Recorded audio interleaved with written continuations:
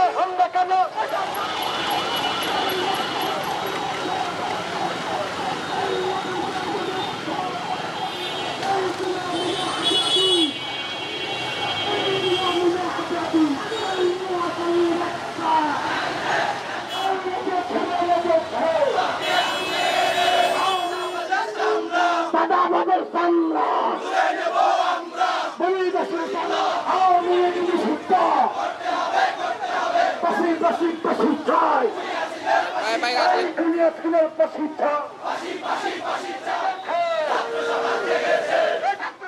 বর্তমান সরকার ব্যর্থতার পরিচয় দিয়েছে। বিচারের দাবিতে আমাদেরকে রাজপথে নামতে বাধ্য করেছে। যদি বিচার করা হতো গাজীপুরে হামলা হতো না, যদি বিচার করা হতো হাতিয়াতে হামলা হতো না।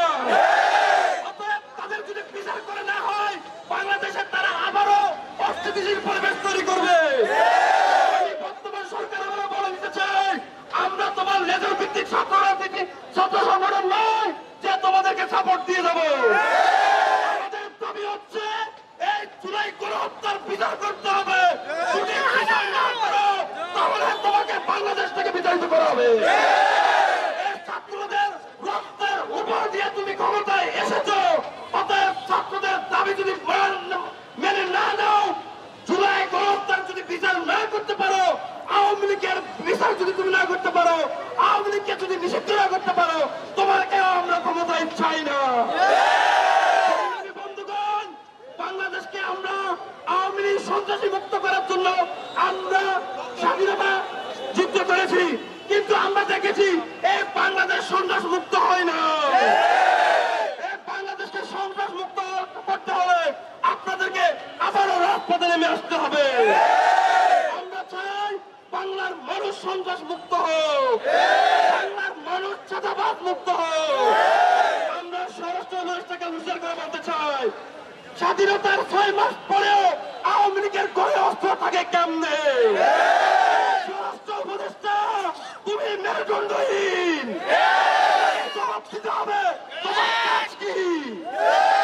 আওয়ামী লীগের ঘরে এখনো কিভাবে অস্ত্র পাওয়া যায়? আওয়ামী লীগ কিভাবে আমার বাংলার মানুষের উপরে এখনো নির্যাতন করার সাহস পায়? তুমি অপারেশন ডেভিড হ্যান্ড ঘোষণা করেছো। এই অপারেশনের মাধ্যমে বাংলাদেশকে যদি অস্ত্র মুক্ত না করা যায়, আওয়ামী লীগ মুক্ত না করা যায়, আমরা তোমার পদত্যাগের দাবিতে রাজপথে নামবো।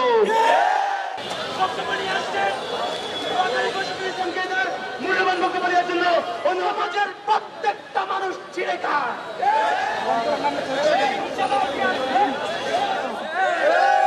আমরা ধন্যবাদ দিতে চাই কুকুরের বাচ্চা তোমার চামড়া ছিঁড়ে এই সন্ত্রাসী সংগঠন আওয়ামী লীগকে নিষিদ্ধ করা।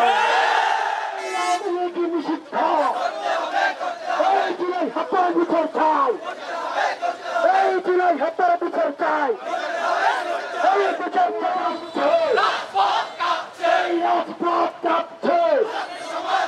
এই অ্যাকশন টু অ্যাকশন, এই নোয়াখালী অ্যাকশন, আওয়ামী লীগ নিষিদ্ধ।